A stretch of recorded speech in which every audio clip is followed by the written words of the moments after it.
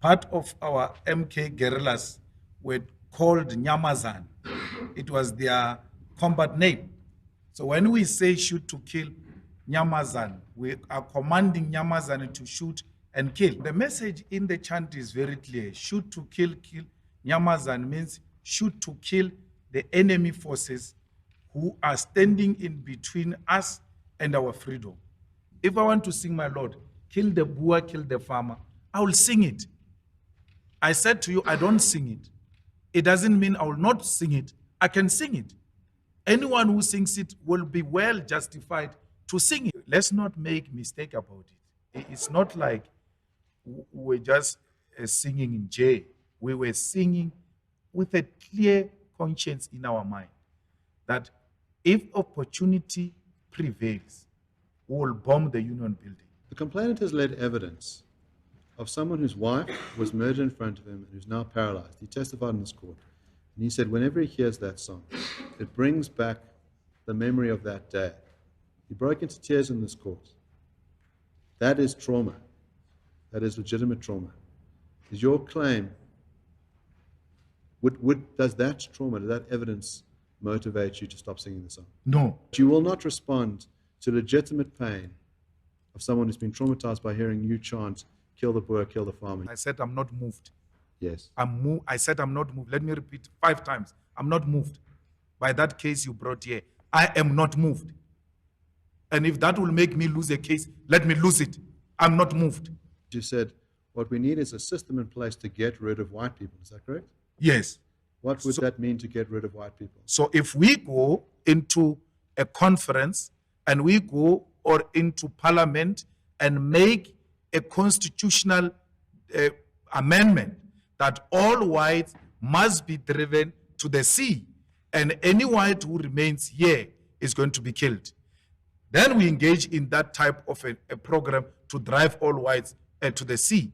It's an institutionalized decision. This is an extract from your speech in Newcastle on the 7th of November, where you stated this phrase: "We are not calling for the slaughter of white people, at least for now." So you're saying you are not ruling out that in the future you may very well call for the slaughter of white people.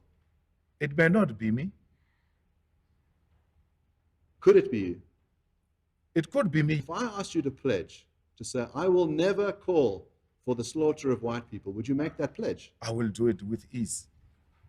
Make that pledge. Why would I do that? I'm asking you to make that pledge. I You said I will do it. I won't do it. Make the pledge. I won't do it. You won't do it. Madiba coerced us into reconciling with people who have never been one with. That was a myth. It is unrealistic. You can't reconcile if you have never been together. In April 2010, Leon Kokomor, at the age of 39, was attacked on his farm near Cullinan in Gauteng. The attackers screamed the words, "Die, white man, die, Viva Malema," as they were attacking Kokomor. In June 2014, Knowledge Paulus Mdlazi, 28, admitted to murdering 5 white farmers in 3 months between March and June 2014. Quote, "My hate for white people made me do it," he said. He described his conduct as merely going to work and boasted in the courtroom about the fact that he had 6 murders under his belt. You'd stated earlier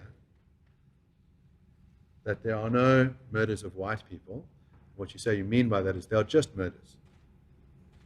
Now, I've given you 2 examples where the contention is that these are racially motivated. There is no problem of white people being killed.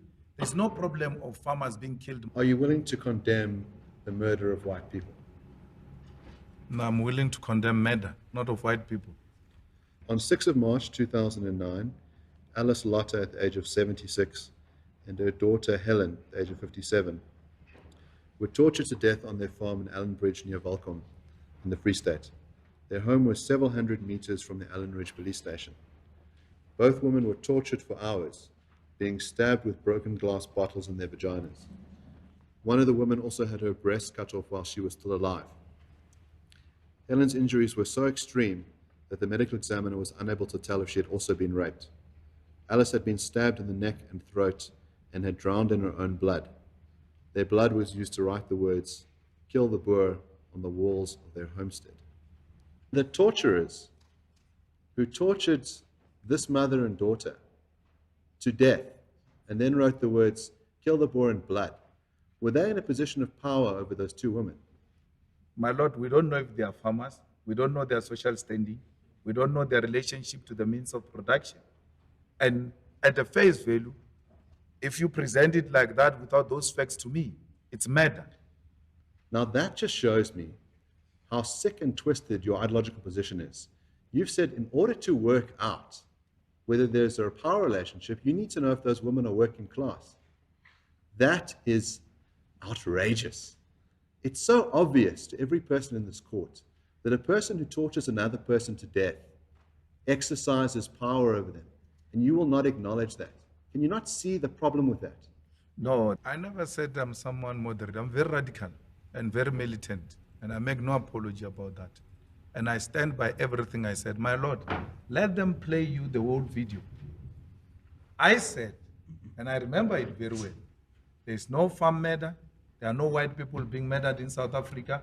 Would you embrace violence as a process to decolonize South Africa? Colonialism is violent. It's like racism. And the only way to deal with violence, you must be violent. Therefore, there is nothing wrong in engaging in a revolution and want to be suggesting that you can't be engaged in violence. Revolution itself is violence. You would be happy to then endorse the use of violence for your revolutionary aims? My Lord, when the time comes and the conditions on the ground necessitate that arms must be taken, we'll do so without hesitation. I'm not scared of death. I'm not scared of death. I don't know why I'm still alive. Are you scared of killing? I died long time ago. Are you scared of killing? I'm not scared of killing. A revolutionary is a walking killing machine. Not scared of death. If that need arise, I will kill.